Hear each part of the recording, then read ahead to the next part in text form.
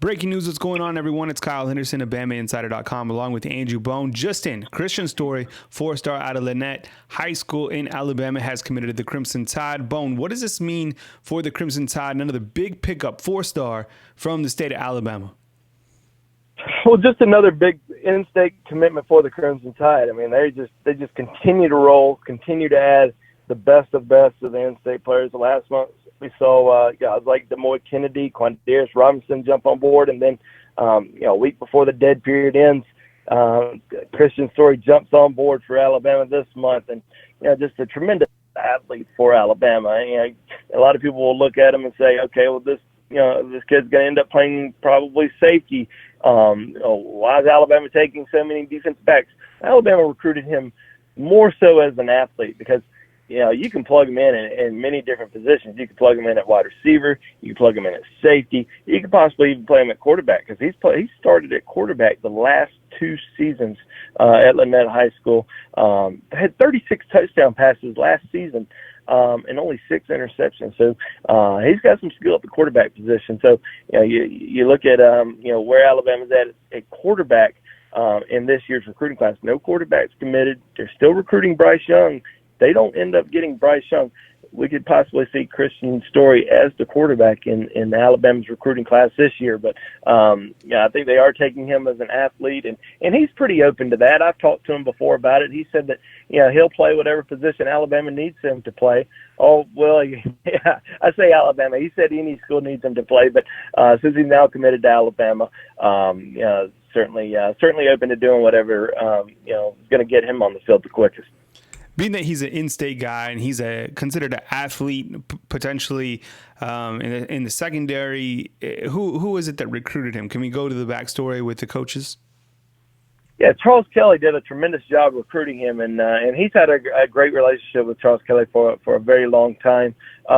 He committed to Charles Kelly when Charles Kelly was at Tennessee, so that was that's kind of interesting and kind of crazy, but they have a great relationship. And Kristian Story had committed to Tennessee in the spring of his junior season, and then before his junior season, excuse me, and then decided to decommit after I guess right before his junior season began, and then just kind of reopened everything.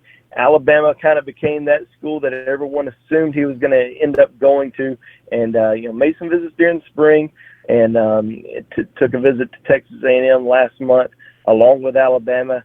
Had narrowed it down to Texas A&M and Alabama, and pretty much the same thing with both schools. Both schools told him, hey, we'll let you play anywhere you want to play.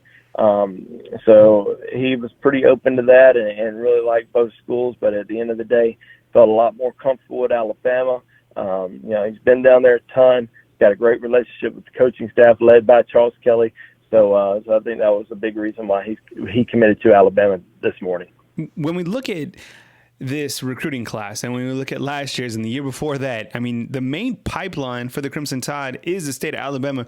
Why is it so important for the Crimson Tide to not only dominate their own state, but I mean, it's quite interesting when you look at it from a roster perspective, how many guys are from Alabama on this team, and what does that say about the pipeline and Nick Saban's thought about the play here in Alabama? Well, I think the thing with Alabama is they can recruit anywhere in the country. They can go and land the number one player in Miami. They can go land the number one player in the Northeast. They can go out to California and land the top player. They can go to Texas and land the top player in the Lone Star State. They've been, the last several years, they've been able to go to these states and recruit elite players. But at the end of the day, you still got to recruit your home state. You've got to try to lock down the borders, and obviously you're going up against Auburn for top recruits every single year, and you want to win the home state. And I think maybe a couple years ago we started seeing Alabama start to fall off a little bit, not in terms of not getting the elite players. I mean, they were still getting the cream of the crop in-state wise, but the numbers weren't there. They were focused more on maybe some out-of-state kids. When the last couple of years, really focusing on the top in-state guys, and it's been a really good in-state crop the last couple of years, and Alabama's been able to really go after these guys and land them, even with all the coaching changes and coaching turnover.